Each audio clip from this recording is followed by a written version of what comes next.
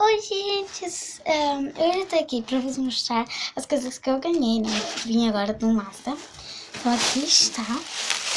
Eu comprei, né? Aqui na minha bolsa. Eu ganhei R$5 ali, eu comprei duas blind bags. Eu nunca tinha visto esta. É da Sweet Up Cars. Né? Comprei duas. É porque vai ser a Pinkie Pie. Não, só. É porque aqui eu estou a ver a Pinkie Pie. A Rainbow Dash eu queria a Pinkie Pie Hero. E as duas custou R$2. E este livro para os meus desenhos, que é assim, custou R$1. Então vamos abrir as box. Vou abrir primeiro esta, super fofa. Cadê a minha tesourinha? Cadê a minha tesoura?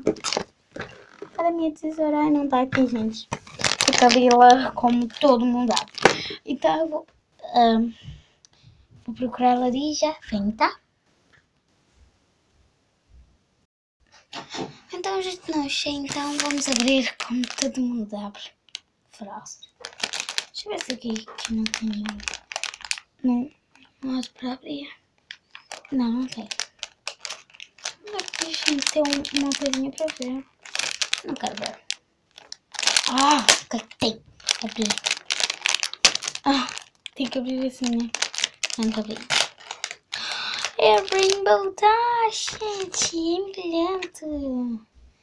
Gente, aqui para colecionar tem poucas. Tem 1, 2, 3, 4, 5, 6, 7, 8, 9, 10, 11, 12.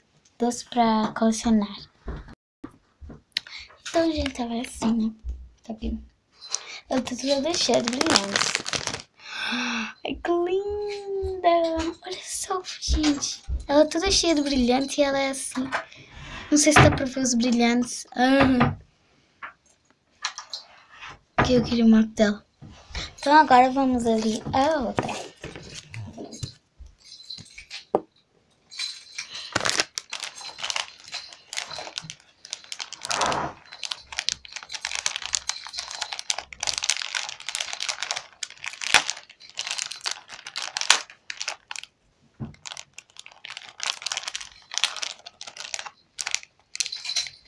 Deixa eu ver quem é que me caiu. Yay, Pinkie Pie! É a Pinkie! Tem a Pinkie e a Dash. Olha, tá aqui a carta. E a minha primeira. Sabias que eu queria?